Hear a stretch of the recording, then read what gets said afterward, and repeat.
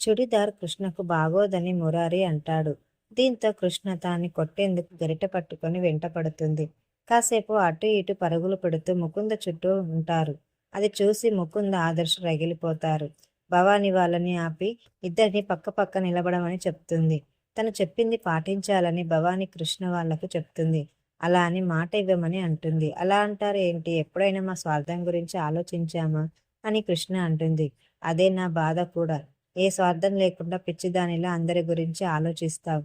ఇప్పుడైనా నీ గురించి కొంచెం ఆలోచించుకుని ఉంటే ఈ పాటికి మీ అత్తయ్యని ఎప్పుడో నానమ్మని చేసి ఉండేదానివి అంటుంది. మళ్ళీ వీళ్ళ శోభనం గురించి ప్లాన్ చేస్తున్నారు. దీన్ని ఎలా చెడగొట్టాలని ఆలోచించాలని ముకుంద అనుకుంటుంది. ఇంతకు ముందు ముకుంద ఆదర్శ గురించి వద్దని చెప్పి శోభనం వద్దని చెప్పింది. తర్వాత ముహూర్తం పెట్టిన ఏదో ఒక ఆటంకం వచ్చింది. ఈసారి ఏ ఆటంకం లేదు. పైగా కృష్ణ అడిగింది కాబట్టి తన వైపు నుంచి ఏ సమస్య లేదు. పంతులకు ఫోన్ చేసి ముహూర్తం పెట్టిద్దామని రేవతి అడుగుతుంది. అవసరం లేదని భవాని అనేసరికి అందరూ ఒక్క క్షణం షాకింగ్గా చూస్తారు. ఈ శోభనాలు ముహూర్తాలు ఏవీ వద్దు. ముహూర్తం పెట్టిన ప్రతిసారి ఏదో ఒక సమస్య. అందుకే ఈసారి ముహూర్తాలు లేవు. ఎప్పుడో భార్యాభర్తలైన మీరు ఈ రోజు నుంచి నిజమైన భార్యాభర్తలుగా మెలగండి అని భవాని చెప్తుంది.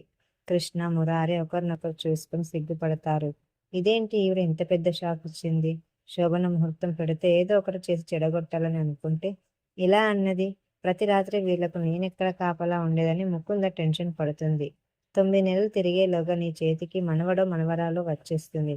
అలాగే ఇంకొక మనవడు కూడా వస్తాడని రజని అనేసరికి అందరూ అయోమయంగా చూస్తారు. దేని గురించని కృష్ణ అంటే, ఇన్నాళ్ళు పక్కన వాళ్ళ గురించి ఆలోచించింది చాలు. ఇప్పటికైనా నీ గురించి ఆలోచించుకోమని భవాని చెప్తుంది. ఇంతకాలానికి పెద్దమ్మ అర్థం చేసుకొని చెప్పాల్సిన మాట చెప్పిందని మురారి సంతోషంగా అనుకుంటాడు. అప్పుడే ముకుంద వచ్చి ఇప్పుడు మీరు హ్యాపీ కదా అంటుంది. కంగ్రాట్స్ చెప్తూ చెయ్యి ఇస్తుంది. మురారి ఇవ్వకుండా ఉంటే ముకుంద బలవంతంగా తన చేతిని తీసుకుంటుంది. ముకుంద ఎప్పుడు మీ గురించి చెప్తూ ఉండేది. మీ స్టోరీ మొత్తం నాకు తెలుసు. మురారి చేతిని విడిపించుకోవడానికి చూస్తాడు.